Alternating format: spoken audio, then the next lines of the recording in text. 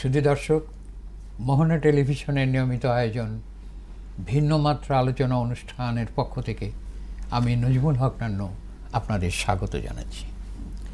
আমাদের আজকের এই আলোচনা অনুষ্ঠানের বিষয়বস্তু নির্ধারিত হয়েছে তৃতীয় ভাষা বা থার্ড ল্যাঙ্গুয়েজ, শিক্ষার প্রয়োজনীয়তা, গুরুত্ব এবং বিদেশে কর্মসংস্থানের সম্ভাবনা। এই গুরুত্বপূর্ণ বিষয়টির উপর আলোচনার জন্য আমাদের আমন্ত্রণে স্টুডিওতে দুজন বিশেষজ্ঞ অতিথি উপস্থিত হয়েছেন। আসুন আমরা তাদের সাথে পরিচিত হই। প্রথমেই মোস্তফা কামাল মজুমদার, উনি একজন সিনিয়র সাংবাদিক এবং নিউ নেশন পত্রিকার সম্পাদক ছিলেন তিনি। এরপরে ডক্টর প্রফেসর আলতাফ হোসেন, উনি চীনের সিচুয়ান প্রভিন্সের চেংদু ইউনিভার্সিটির ডিস্টিংগুইশড প্রফেসর এবং ফরেন এক্সপার্ট, এবং তার অনেক অভিজ্ঞতা এবং অনেক গবেষণাপত্র আছে যা আমাদের জন্য অত্যন্ত আনন্দ এবং গর্বের বিষয়। উনি আমাদের বাংলাদেশেরই একজন নাগরিক। আমি তাকে অভিনন্দন জানাই আমাদের স্টুডিওতে উপস্থিত হওয়ার জন্য। ধন্যবাদ।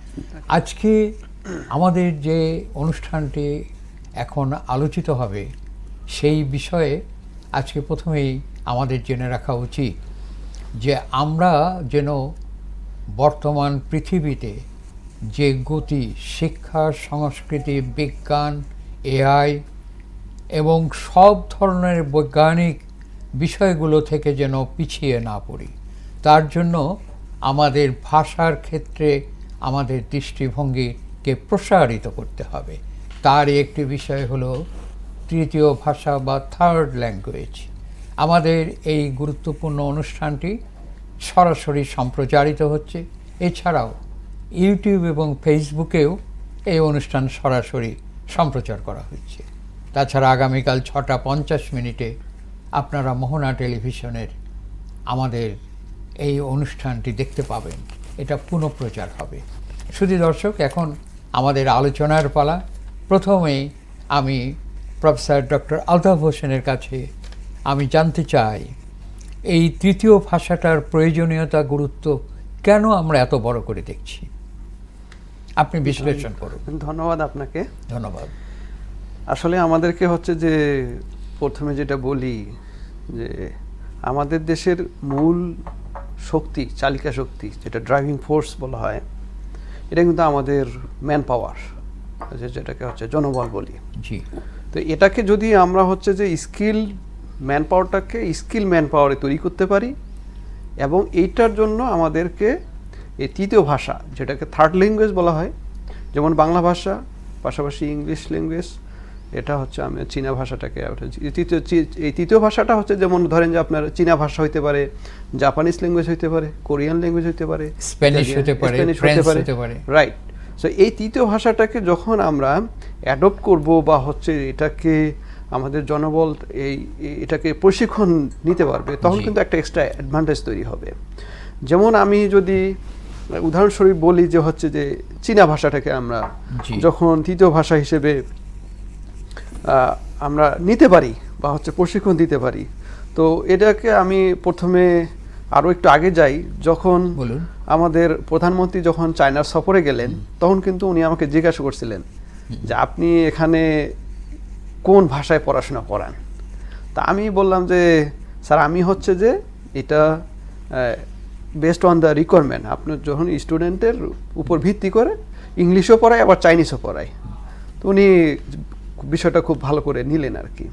এরপরে যখন উনি চায়নাতে এই যে ইনফ্রাস্ট্রাকচারগুলা, এই যে এত সুযোগ সুবিধা, তারপরে হচ্ছে যে এই যে এত প্রযুক্তিগত উন্নয়ন, এগুলা উনি অবজার্ভ করার পরে দেশে কিন্তু সংসদে বললেন যে আমরা তৃতীয় ভাষা হিসেবে চাইনিজ ল্যাঙ্গুয়েজটাকে একটা জোর দেওয়ার জন্য একটা মোটামুটি বলেছেন। তো এই যে একটা উদাহরণ আর কি।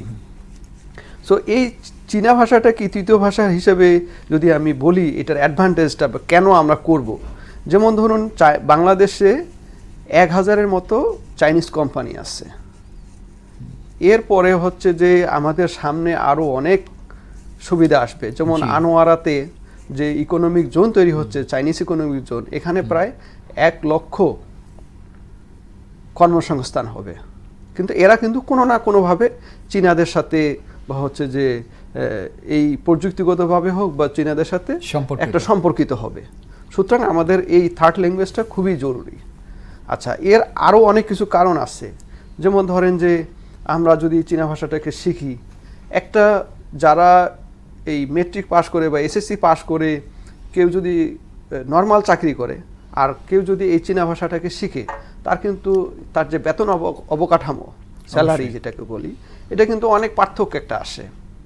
আমরা যারা চাইনিজ ভাষা শিখে সে যদি ট্রান্সলেটর বা দোভাষী হিসেবে কাজ করে, তখন কিন্তু ধরেন যে এখানে তাদের স্যালারিটা কিন্তু অনেক একটা ভালো একটা হ্যান্ডসাম পাচ্ছে, 50,000 থেকে 1 লাখ, এটা তার স্কিলসের উপর ভিত্তি করে পাচ্ছে।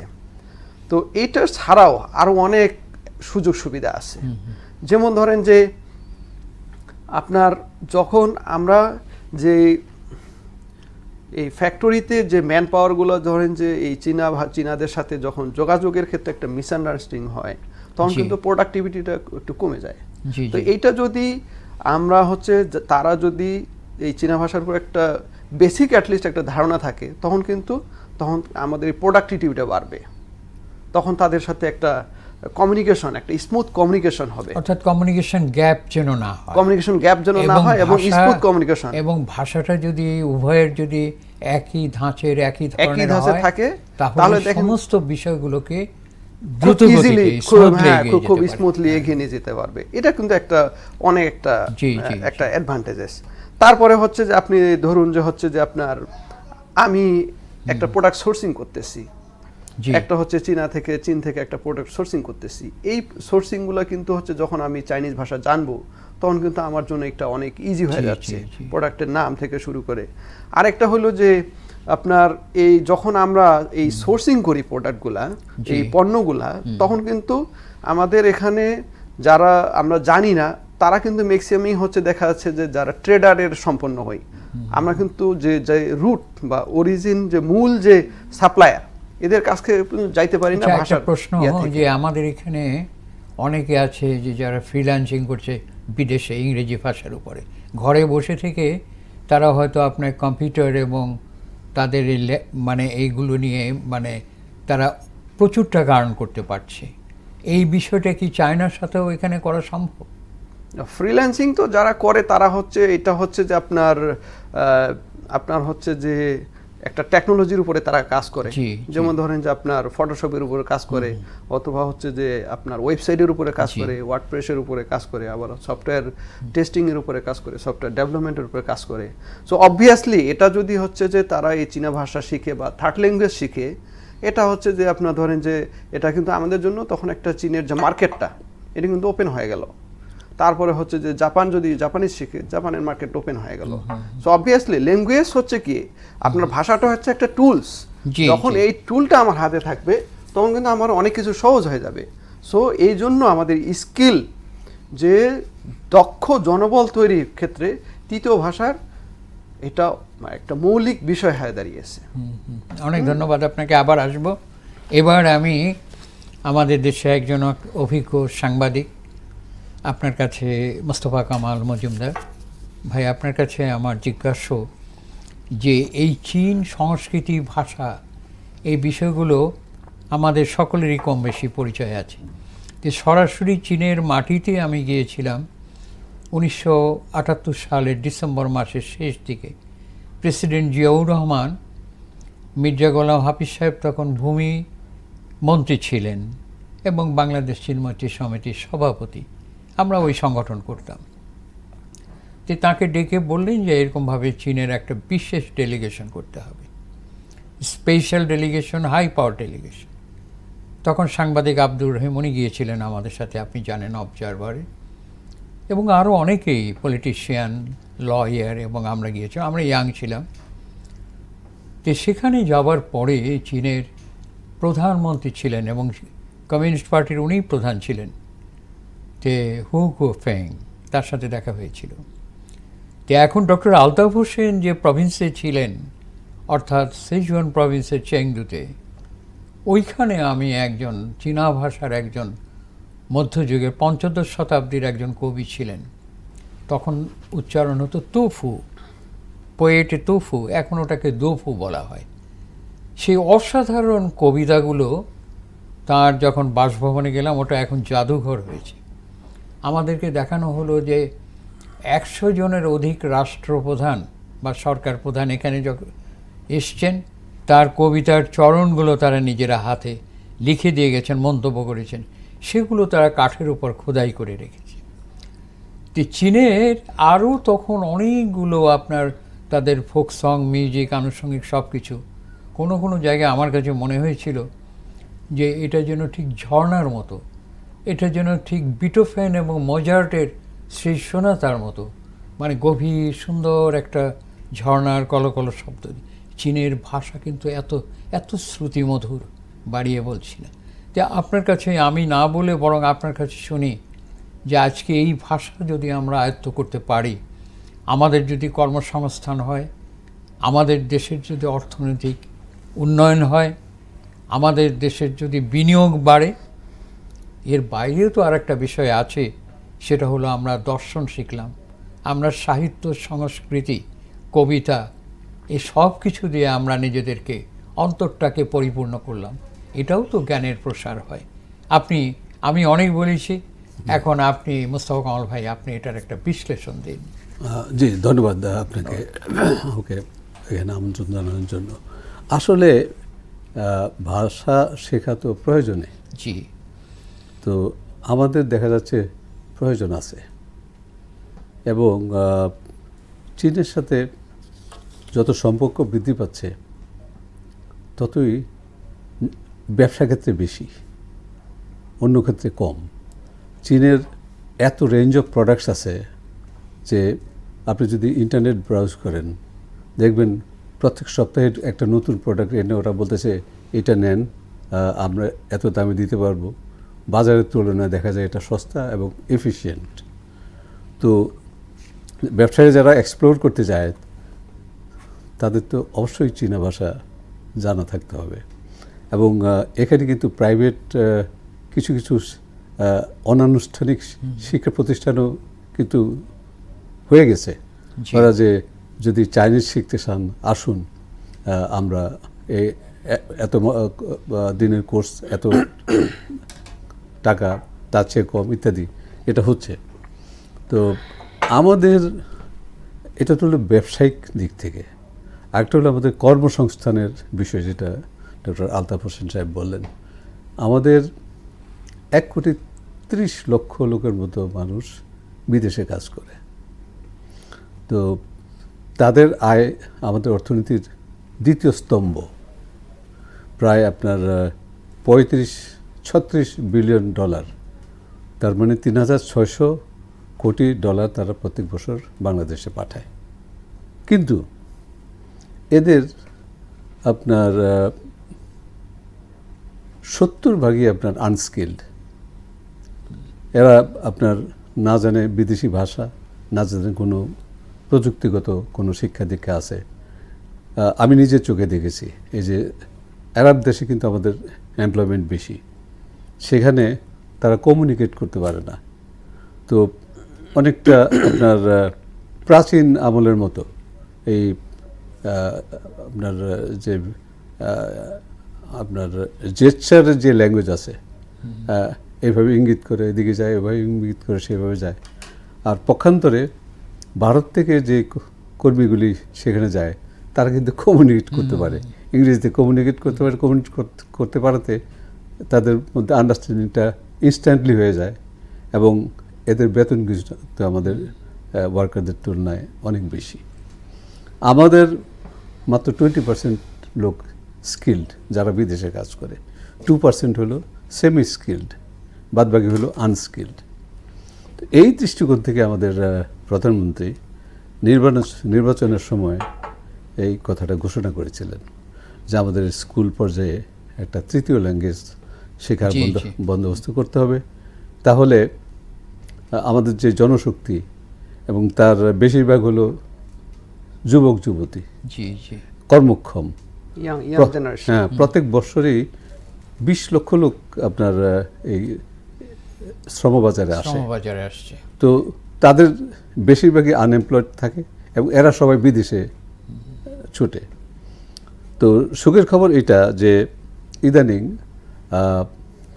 ইস্ট এশিয়ার দিকেও জাপান, চায়না, থাইল্যান্ড, তারপরে আপনার সিঙ্গাপুর, এইসব জায়গায় আমাদের লোক কিন্তু এমপ্লয়মেন্ট পাচ্ছে। জি। তো যারা পাচ্ছে তাদের কিছু স্কিলস থাকার কারণে পাচ্ছে, বিশেষ করে ল্যাঙ্গুয়েজটা কমিউনিকেট করতে পারা। আর মিডল ইস্টে তো বেশিরভাগ লেবারের কাজ করে, একজন সর্দার হুকুম দেয়, বসে বসে কাজ করে। তো এইসব জায়গায় তো ওরকম সুযোগ নাই, এখানে আপনার একটু স্কিল লাগবে। মিডল ইস্টেও ধরেন যখন তার লিঙ্গুয়েজটা জানা থাকবে অবভিয়াসলি কিছুটা দেয়। সেটা তো প্রথমেই বললাম আপনার। তো আমাদের এই দিকটা খেয়াল করা দরকার। আর তৃতীয় ল্যাঙ্গুয়েজটার ব্যাপারে আমরা আরব ওয়ার্ল্ডে হলে তো অবশ্যই আরবি শিখতে হবে। তো এখানে আবার কিছু উল্টাপাল্টা কথাবার্তা অনেক লোকের এই ব্যাপারে থাকতে পারে, এবং সেটা থাকা মোটেই উচিত না। একটা জিনিস আমি খেয়াল করেছি, আমি নিজে হজ করেছি। হজ করতে গিয়ে আমার যেটা উপলব্ধি হয়েছে সেটা হলো, যারা আমাদের নিয়ে গেছে তারা আমাদের বেসিক কয়েকটা শব্দ যদি শিখে নিয়ে যেত, তাহলে আমরা খুব সহজে কমিউনিকেট করতে পারতাম। নাম্বারগুলো, তারপরে ওয়েলকামিং, তারপরে ডিপার্চারের সময় কিছু বলা, বা একটু খাবার দাবার, এইসব অনেক কিছু আমরা অগ্রসর হয়ে কাজ করতে পারতাম। কিন্তু দেখছি যে আমরা যে পুরোপুরি ওদের উপর ডিপেন্ডেন্ট। তো সেই জন্য তৃতীয় ভাষার শিক্ষাটার ব্যাপারে আমাদের সরকার যে গুরুত্ব আরোপ করেছেন, এটা সঠিকভাবে করেছেন। ধন্যবাদ আপনাকে। আবার পরে আসব।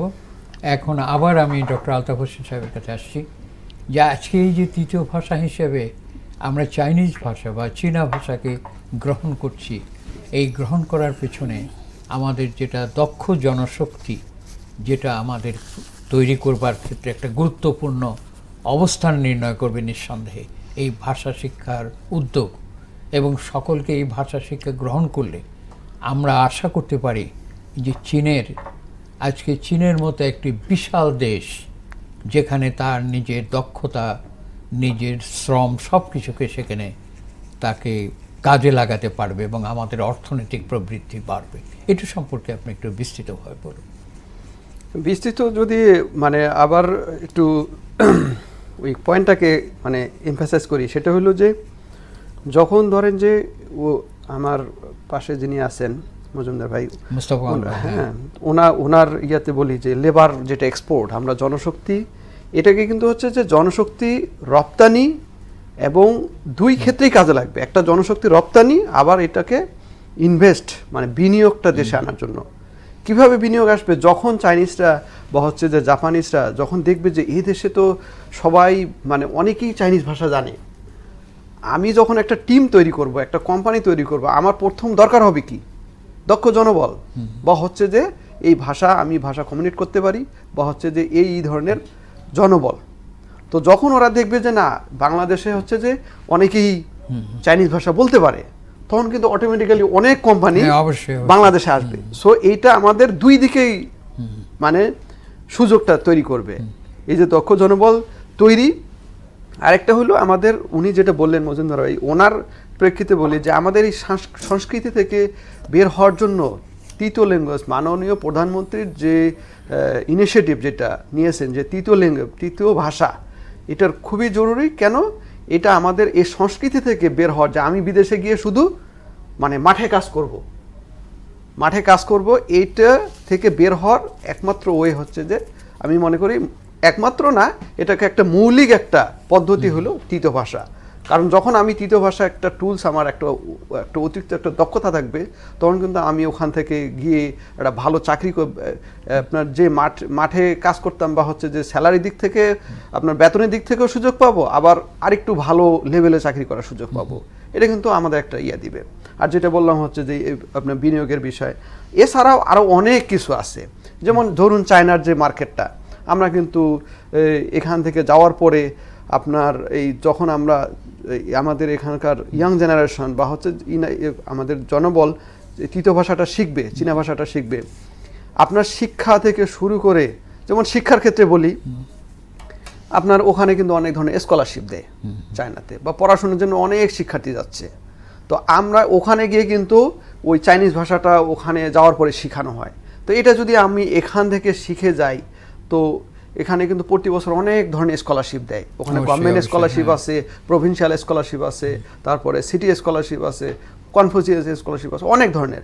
তো এই ভাষাটা যখন আমরা শিখব তখন কিন্তু আমরা, কারণ তারা তো হচ্ছে যে সারা ওয়ার্ল্ডে স্কলারশিপটা দিচ্ছে, তো যখন আমি ভাষাটা শিখবো তখন তো আমি একটা এক্সট্রা একটা প্রিভিলেজ পাবো। তো এই যে একটা সুবিধা। এরপরে হচ্ছে আপনার ধরেন যে এই চায়নার যে একটা ইনিশিয়েটিভ বেল্ট অ্যান্ড রোড বলি আমি, তো বেল্ট অ্যান্ড রোড মানে হচ্ছে কি এক দেশ এক রাস্তা। তো এটা সম্প্রতি হচ্ছে যে আমাদের লাস্ট যে প্রোগ্রামটা সেটাও কিন্তু এই বিষয়টা এসেছিল, যে আমাদের long live Bangladesh China friendship. তো ওখানে ধরেন যে যদি তো যাই হোক, সেটা হলো যে চীনের সাথে কিন্তু অনেক দেশ বেল্ট অ্যান্ড রোডের সাথে কানেক্টেড। এখানেও কিন্তু অনেক প্রজেক্ট চলতেছে এবং ভবিষ্যতেও আসবে। তো এই সমস্ত জায়গায় কিন্তু স্কিল ম্যান পাওয়ার দরকার, বা চীনা যারা ভাষা জানে। সো যারা চীনা ভাষা শিখবে, আমি চীনা ভাষাটাকে আমি বলতেছি না শুধু একমাত্র, জাপানিজ আছে বা কোরিয়ান আছে, শুধু চীনা ভাষার উদাহরণ দিয়ে বলতেছি। তো যারা চীনা ভাষা শিখবে, আমরা কিন্তু দেশের যে আমাদের চাহিদা এটা মিটার পাশাপাশি কিন্তু বিদেশেও ধরেন যে বিভিন্ন ধরনের এই চাহিদাগুলো আমরা মিটাতে পারবো। এটা তো সত্য যে এই ভাষাটা আমরা যদি আয়ত্ত করতে পারি, শিখতে পারি, জি, তাহলে চীনের যে টেকনোলজিক্যাল ডেভেলপমেন্ট, তাদের এই ডেভেলপমেন্টগুলো দ্রুত গতিতে আয়ত্ত করতে পারবো। অবশ্যই, কারণ মাতৃভাষার মতো আমি গ্রহণ করেছি যখন, অবশ্যই। এমনকি শুধুমাত্র তাই না, আমরা তাদের এখন যে এআই, এটা আমরা করতে পারবো, আমরা তাদের সাথে ব্যালেন্স করে চলতে পারবো। তাদের সাথে ব্যালেন্স করে চলতে পারবো। এবং এর সাথে আমরা এটাও তো মহাশূন্যের যে গবেষণায় তাদের অগ্রগতি, অসাধারণ অগ্রগতি, সেটাও এই ভাষা শিখলে আমরা আয়ত্ত করতে পারবো। অবশ্যই। এটার জন্য যে সমস্ত আমাদের দেশে যদি কেউ এই মহাকাশ গবেষণা কেন্দ্রে যদি শিক্ষা গ্রহণ করতে চায়, নিঃসন্দেহে চীনা ভাষা গ্রহণ করে তারা তাড়াতাড়ি আয়ত্ত করতে পারবে। কেউ যদি চীনা ভাষা তার একটা স্কিল থাকে, সে কিন্তু তাকে অবশ্যই প্রাধান্য দিবে, যে এটা ও জানে, তাহলে তাকেই হচ্ছে আমরা বেছে নেই। আমাদের বাংলাদেশিদের মধ্যে হচ্ছে কিন্তু আমরা দেখছি সবারই কিন্তু ক্যালিবার এবং মেধা আছে, শুধু হয়তো ধরেন যে বিভিন্ন ক্ষেত্রে আমরা সুযোগ পাই না। আমরা সুযোগ পেলে কিন্তু সবাই, আমি দেখছি যারা বিদেশে গেছে সবাই কিন্তু ভালো করে, এবং দেশেও অনেকে ভালো করতেছে, কিন্তু আমরা সেই সুযোগটা পাই না। তো এই তৃতীয় ভাষাটা শিখলে আমি মনে করি যে সবার জন্য একটা সুযোগ সৃষ্টি হবে। আচ্ছা, আপনি কি এটা দেখেছেন যে, আপনি তো এটা বলতে পারবেন ভালো মতো, আমাদের ধারণা বা যতটুকু আমরা জানি সেটা হলো যে চীনে বিপুল পরিমাণ বিদেশি ছাত্রদের একটা প্রচণ্ড ভিড় আছে। এমনকি পার্শ্ববর্তী রাষ্ট্র ভারতেও হাজার হাজার ছাত্রছাত্রী ওখানে পড়াশোনা করছে এবং ইউরোপ থেকে আসছে, ইউরোপ, আমেরিকা, আফ্রিকা, তারপরে হচ্ছে যে ল্যাটিন আমেরিকা, বিভিন্ন জায়গায়, কিউবার অনেক ছাত্রছাত্রী আছে, এই যে মিডল ইস্ট, ব্রিটেনের। তাহলে চীনের যে শিক্ষা পদ্ধতি, সেই পদ্ধতিগুলো কিন্তু একেবারে পুরোপুরিভাবে আধুনিক স্তরের মধ্য দিয়েই তারা বিকশিত হচ্ছে। সুতরাং সেই ভাষা আমাদের আয়ত্ত করতে নিঃসন্দেহে গুরুত্ব দেওয়া উচিত বলে আমাদের মনে হতে পারে। অবশ্যই। কারণ আসলে এখন চায়নাতে প্রযুক্তিগত এবং গবেষণার দিক থেকে এরা কিন্তু অনেক এগিয়ে গেছে, এবং শিক্ষার যে মান এবং হচ্ছে যে আপনার শিক্ষার যে ক্যাটাগরিগুলা, আমি এর আগে বলেছিলাম যে তাদের কিন্তু নিজস্ব একটা হচ্ছে যে এই আপনার বিশ্ববিদ্যালয়গুলো একটা ক্যাটাগরি আছে, যেমন ধরেন যে 985, তারপরে হচ্ছে 211, তাদের কিন্তু নিজস্ব ক্যাটাগরি আছে, এবং ক্যাটাগরির উপর বেস করে বিভিন্ন ধরনের রিসার্চগুলো হয়। এরপরে হচ্ছে যে তারা হচ্ছে যে এখন যে এই গবেষণা প্রবন্ধ, আপনি আশ্চর্য হবেন যে গবেষণা প্রবন্ধগুলোতে কিন্তু এখন চায়নার কন্ট্রিবিউশন কিন্তু যে ভালো যে প্রবন্ধগুলোতে আছে, নেচার অ্যাফিলিয়েটেড যে জার্নালগুলো, এগুলো কিন্তু চীনের কন্ট্রিবিউশন সবচেয়ে বেশি। আচ্ছা, তো এক্ষেত্রে তারা কিন্তু সব দিক থেকে এগিয়ে যাচ্ছে। সো তাদের সাথে সমন্বয় করে চলতে হলে আমাদের কিন্তু চীনা ভাষা তৃতীয় ভাষা হিসেবে শিক্ষা, এবং সেই ক্ষেত্রে আমাদের রিসেন্টলি হচ্ছে যে আমাদের যে জাতীয় দক্ষতা উন্নয়ন, সেটা ওনারাও একটা খুব ভালো একটা উদ্যোগ নিয়েছেন। আমরা সেই এই 1 মাস ধরে পুরোটাই এই কাজটা করতেছি, যে কোর্স কারিকুলামগুলো করতেছি, এবং আশা করি হচ্ছে যে এটা খুব মেসিপা করে বড় পরিসরে সারা দেশে এবং ব্যাপক সারাটা পাওয়া যাবে আর কি, সারা দেশে এই প্রশিক্ষণটা শুরু হবে। তো সেটা হয়তো সামনে হয়তো আমরা দেখতে পারবো, আমরা আশাবাদী। আচ্ছা, আপনি এই প্রসঙ্গে বলুন যে প্রশিক্ষণ যেটা শুরু হবে ভাষা, চাইনিজ ভাষা, আমরা তো জানি যে ঢাকা ইউনিভার্সিটিতে একটা কোর্স আছে চাইনিজ ভাষায়, সেটা একটা সংক্ষিপ্ত একটা বিশেষ একটা কোর্স, 180 দিনের জন্য হতে পারে, আবার কোনোটা 3 মাসের জন্য হতে পারে, এরকম। কিন্তু এখন যে উদ্যোগটা গ্রহণ করা হবে সেটা থার্ড ল্যাঙ্গুয়েজ হিসেবে এর পরিপূর্ণতা, যাতে করে আপনার যে কোনো বিষয়ের উপর গবেষণা করতে গেলে ওই ভাষাকে মাতৃভাষার মতো ব্যবহার করা যায়। এবং চীনে যে কোনো বিষয়, সে বিজ্ঞান হোক, মেডিকেল সায়েন্স হোক, অথবা ইঞ্জিনিয়ারিং, অথবা সেখানে আপনি এআই অথবা মহাকাশ গবেষণা, যে কোনো ক্ষেত্রে, এই প্রসঙ্গে আপনি কিছু বলুন। আমি বলবো আপনার আমাদের প্রাত্যহিক জীবনে উন্নয়নের জন্য, for development of our life, quality of life, তার জন্য যে টেকনোলজিগুলি আছে, এইসব ক্ষেত্রে চায়না পশ্চিমা বিশ্বকে অতিক্রম করে চলে গেছে। তো সেই জন্যই আপনার এই আমেরিকা আর ইউরোপের যে একটা তীক্ষ্ণ দৃষ্টি বা একটা অনেকটা হিংসার মতো, প্রেসিডেন্ট বাইডেন বলছিল যে China will it hour lunch, so be careful. এটা তো মানে চায়না আমাদের সব কিছু নিয়ে যাবে, মানে এটা এই। তো এটা চায়নার টেকনোলজিক্যাল ডেভেলপমেন্টের জন্য, তো সেটা সর্বক্ষেত্রে, এবং 100 কোটির বেশি 140 কোটি জনশক্তি, তাদের জন্য তারা যে উৎপাদন করে, তার জন্যই তাদের অনেক করা লাগে, ইনোভেশন করা লাগে, improvement of their own quality of life. সেটারই আমরা রেজাল্ট পাচ্ছি। সেটাই আপনার সেটার যদি আমরা কিছু নিতে পারি, আমাদের পার্শ্ববর্তী যত দেশ আছে, এশিয়াতে যত দেশ আছে, আমি তো পৃথিবীর কথাই বললাম, পৃথিবীতে তারা লিড করতেছে অন টেকনোলজি, এবং সর্বক্ষেত্রে, মেডিসিন, সর্বক্ষেত্রে। আপনি কথা বললেন, স্পেস টেকনোলজির কথা বললেন। ট্যুরিজম আছে, অনেক আছে। China is the only country, তাদের এককভাবে একটা স্পেস স্টেশন আছে, এবং সেখানে গিয়ে থাকে। আমেরিকানরা পর্যন্ত রাশিয়ানদের স্টেশন ব্যবহার করে, নিজেরা এখনো করতে পারে না, চায়না নিজেদের station. So these are I openers. এখন তাদের এগুলি বুঝতে গেলে, এগুলি তো লিপিবদ্ধ আছে, এগুলি লেখাপড়া আছে, এগুলি তো এমনি এমনি হয় না, রকেটগুলি তো এমনি তৈরি হয় না। এর জন্য বিভিন্ন যন্ত্রাংশ তৈরি করা লাগে, অ্যাসেম্বল করা লাগে, ডিসেম্বল করা লাগে, ফায়ারিং করা লাগে, কন্ট্রোল করা লাগে, আপনার যাতে কোনো অ্যাক্সিডেন্ট না হয় সেটা নিয়ন্ত্রণ করা লাগে। ইটস এ হিউজ নলেজ বেজের দরকার। তো সেগুলি আয়ত্ত করার জন্য ল্যাঙ্গুয়েজটা তাদের একক প্রচেষ্টায় হয়েছে। হ্যাঁ, হয়েছে। তো ল্যাঙ্গুয়েজটা আয়ত্ত করা খুব দরকার, কারণ তারা, চাইনিজরা কিন্তু খুব ভালো ইংরেজি জানে। জি, চীনের সর্বক্ষেত্রে যে উন্নয়ন এবং অগ্রগতি, এটা ঈর্ষণীয়। শুধু আমেরিকা না, আপনার ইউরোপের জন্য তারা দে ফিল থ্রেটেন্ড যে technologically China will overtake them. Actually তারা নিজেদের দেশে কিন্তু তারা অনেক দূর এগিয়ে গেছে। এখন if there technology starts getting exported to other countries, তাহলে তাদের টেকনোলজি মার খেয়ে যাবে। আপনার আমি যেটা বলছিলাম যে তাদের নিজস্ব একটা স্পেস একটা স্টেশন আছে, যেখানে তাদের কসমোনটরা যে অ্যাস্ট্রোনটরা যে ওখানে থাকে। এমনকি আমেরিকারও সেটা নাই, নিজস্ব স্পেস স্টেশন নাই। তো কাজে আমরা, আমাদের জন্য যেটা দরকার, আমরা তো এখনও এলডিসি থেকে আপনার ডেভেলপিং কান্ট্রিতে কিছুদিন পরে হব, উন্নীত হব। আমাদের জন্য যে টেকনোলজিগুলি দরকার সেগুলো কিন্তু আমাদের এই ভাষা শিক্ষা গ্রহণ করে এটা করা উচিত।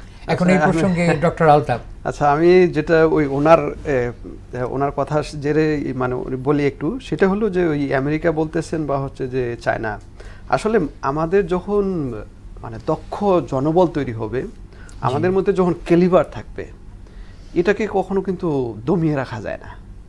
হয়তো এক পক্ষ ঈর্ষা হবেই, কিন্তু এটাকে দমিয়ে রাখা যাবে না। এবং চায়নার ক্ষেত্রে তারা যেটা অ্যাডপ্ট করে এবং যেটা তারা সবসময় বলে যে তারা কিন্তু সবসময় ওপেন, মানে আমি সবসময় উন্মুক্ত এবং আমি কম্পিটিশনে বিশ্বাসী।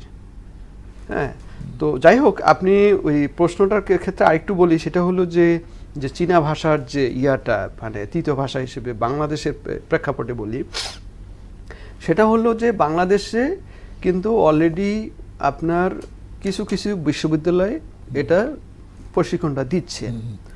যেমন ধরুন ঢাকা বিশ্ববিদ্যালয় আধুনিক ভাষা ইনস্টিটিউট, যেটাকে আমরা ইংরেজিতে IML বলি, ইন্টারন্যাশনাল মডার্ন ল্যাঙ্গুয়েজ ইনস্টিটিউট।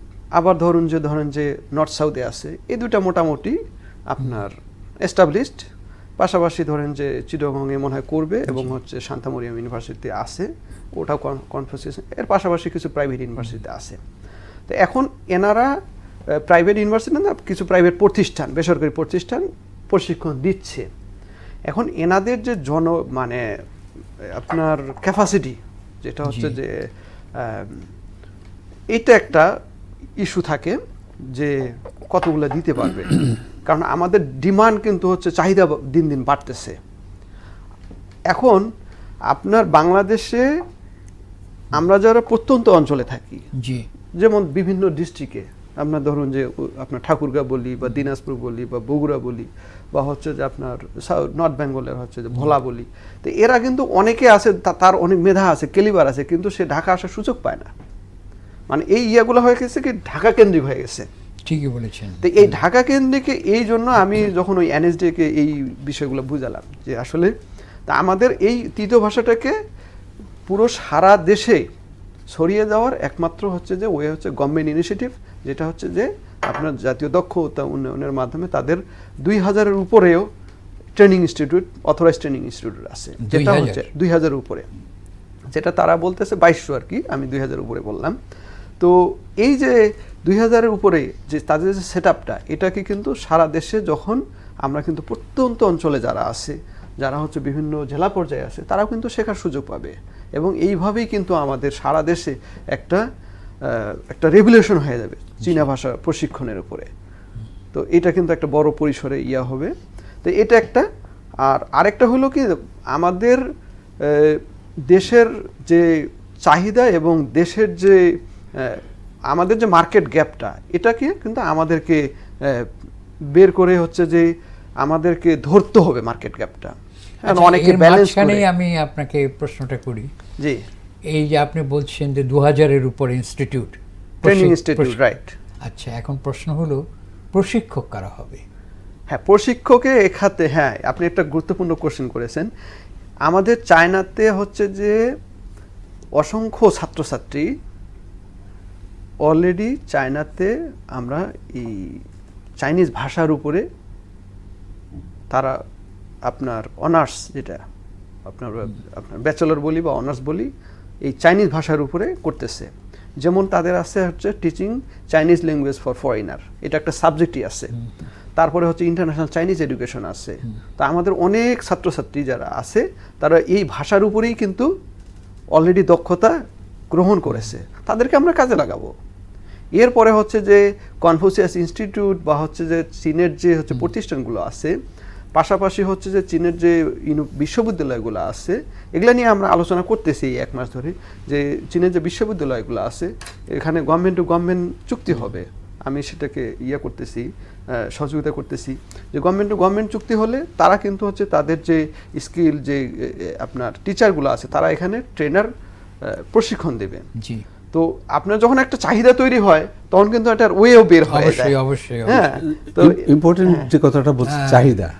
আপনার ওই ট্রেনিং সেন্টার খুলে যে অমুকের ছেলে, তমুকের মেয়ে, জামাই, এইভাবে ট্রেনিং দিলে হবে না।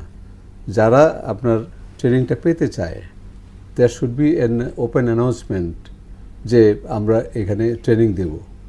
যারা ব্যবসা করতে চায়, যারা চীনে যেতে চায়, এরকম চাহিদা নিয়ে অবশ্যই ওটা তো হচ্ছে ট্রেনিং ইনস্টিটিউটে যারা করতেছে, তারা হলো যে যারা প্রশিক্ষণ নেবে তাদের একটা ফি থাকবে, এবং এটা Demand ওপেন based, থাকবে demand based, এবং হ্যাঁ। হচ্ছে এটার মিনিমাম ক্রাইটেরিয়া আমরা বলে দিয়েছি যে হচ্ছে যে ন্যূনতম মেট্রিক পাস থাকতে হবে, যেন হচ্ছে যে আমরা এটাকে শিক্ষার উপরও একটা হচ্ছে ইনকারেজ দেওয়া আপনার আর কি। ন্যূনতম এসএসসি নয়, এইচএসসি হলে ভালো হয়, তবু আপনারা যদি আমরা হচ্ছে আচ্ছা, মানে ঠিক আছে, যে SS এক্সপার্ট বডিটাকে ঠিক আছে, এসএসসি আপনার ল্যাঙ্গুয়েজের জন্য এসএসসি রাখেন, কিন্তু প্রশিক্ষকগুলোকে একটু দক্ষ হতে প্রশিক্ষক হবে। তো অবশ্যই, যেমন ধরেন যে তাদের ওই বিষয়ে ওই সাবজেক্টের উপরে, যেমন তাকে প্রশিক্ষক হইতে গেলে আমাদের আরেকটা আপনার যোগ্যতা আমরা নির্ধারণ করেছি যে তাকে আমাদের যেমন হচ্ছে আইএলস আছে, এটা জি। কিন্তু হচ্ছে আইএলস 4 মানে 6 7, তো চাইনিজ ভাষারও কিন্তু একটা আছে এসএসকে বলি আমরা, জি। এটা হচ্ছে এসএসকে 4 তার মিনিমাম থাকতে হবে। তো এই ধরনের কিছু ক্রাইটেরিয়া আমরা অলরেডি হচ্ছে যে নির্ধারণ করে দিয়েছি, খুব ভালো। এবং ওই ভাষার উপরে তার ব্যাচেলর ডিগ্রি থাকতে হবে, এই ধরনের অনেক কিছু রিকোয়ারমেন্ট আছে। এবং আমাদের অনেক কিন্তু আছে অলরেডি বাংলাদেশি ছাত্রছাত্রী যারা চীনে এই ভাষার উপরেই হচ্ছে শুধু আপনার ব্যাচেলর করছে, তাদেরকে আমরা কাজে লাগাবো অবশ্যই। এরপরে আমি হচ্ছে যে কারণে তাদের সাথে করা, আমারও কিন্তু একটা হচ্ছে চাইনিজ ভাষার উপরে একটা এআই ভিত্তিক একটা সফটওয়্যার আছে, হ্যাঁ, এবং আচ্ছা, এই এখানে ভাষাটাকে আছে। এই সফটওয়্যারকেও কিন্তু আমরা হচ্ছে কাজে লাগাবো ওখানে, এবং তাদের হচ্ছে রেফারেন্স লিস্টে থাকবে যে যাদের যদি শেখা উচিত, মানে যদি, কারণ শুধু যে এখন তো সব হচ্ছে যে অনলাইন এবং অফলাইন, যেটাকে জি। ফ্লেক্স মোড বলি, তো আমি ধরেন যে চীনা ভাষাটাকে কিভাবে আরো খুব দ্রুত এবং হচ্ছে ভালোভাবে শিখতে পারি, সে কিন্তু হচ্ছে যে আপনার এই ট্র্যাডিশনাল যে ওয়েতে, যেটা অফলাইনে টিচারদের সাথে সরাসরি শেখার পাশাপাশি কিন্তু অনলাইনে কিন্তু তার মানে যখন সময় থাকলো সে একটু মানে মক টেস্ট দিল বা হচ্ছে টেস্ট করলো করলো, তো এইটার ওয়েও কিন্তু আমরা রেখে দিয়েছি। So, আপনাকে একটু সাপ্লিমেন্ট করি, সেটা হলো এখন নতুন একটা জেনারেশন তৈরি হয়েছে, তারা কিন্তু ওই চায়নার সাথে ব্যবসা বাণিজ্যে এঙ্গেজড হতে চায়। আপনি যদি ম্যাস ট্রান্সপোর্টে যদি উঠেন, 2 মিনিটের মধ্যে শেষ করতে হবে, হ্যাঁ বলুন তাড়াতাড়ি। তাহলে কিন্তু দেখা যায় অনেকেই এক কোণে গিয়ে আপনার চাইনিজে কথাবার্তা বলতেছে, আপনার ব্যবসায়িক লেনদেনের কথাবার্তা বলতেছে। এবং আগে একটা ট্রেন্ড ছিল যে লেখাপড়া শিখে আমরা পশ্চিমা দিকে যাব, অথবা আপনার এই পশ্চিমা দিকে গিয়ে আমরা সেটেল করব। এখন কিন্তু একটা জেনারেশন তৈরি হয়েছে, এরা চায়নার দিকে তাকাচ্ছে, ওখানে গিয়ে একটা এটার কারণ অনেক, হচ্ছে যে অনেক, চায়নার অনেক। অর্থনীতি বিকশিত হয়েছে অনেক। এবং এমন পর্যায়ে সর্বক্ষেত্রে বিকশিত হয়েছে। কাজেই এই কথাটা সর্বক্ষেত্রে না, আপনি আরেকটু বলি, হ্যাঁ, সেটা বলুন। হলো যে আমরা যদি এই তৃতীয় ভাষাটা শাখা মানে শেখার মাধ্যমে আমরা কিন্তু ওই যে আমাদের ইউ জেনারেশন অনেক কিছু দেখবে, এই দেখার মাধ্যমে কিন্তু আমাদের যে এন্টারপ্রেনারশিপ যেটা বলি, যে সে নিজেই আপনার ব্যবসায়ী মানে কোম্পানি চালু করবে, এই জিনিসগুলো কিন্তু একটা মানে রেভলিউশন হয়ে যাবে। তো এগুলো কিন্তু আমাদের জন্য, এই জন্য তৃতীয় ভাষার মানে একবারে মৌলিক এবং অপরিহার্য। অবশ্যই ধন্যবাদ, আপনাদের চমৎকার আলোচনা করেছেন। শুধু দর্শক, আমরা আশা করি থার্ড ল্যাঙ্গুয়েজ বা তৃতীয় ভাষা, চাইনিজ ভাষা আমাদের দেশের সকলে এবং গ্রহণ করুক, আয়ত্ত করুন সেখানে, এবং আমরা আমাদের কর্মসংস্থান বিকশিত হোক, এটাই আমরা আশা করি। শুধু দর্শক, ধন্যবাদ, আবার দেখা হবে, শুভরাত্রি।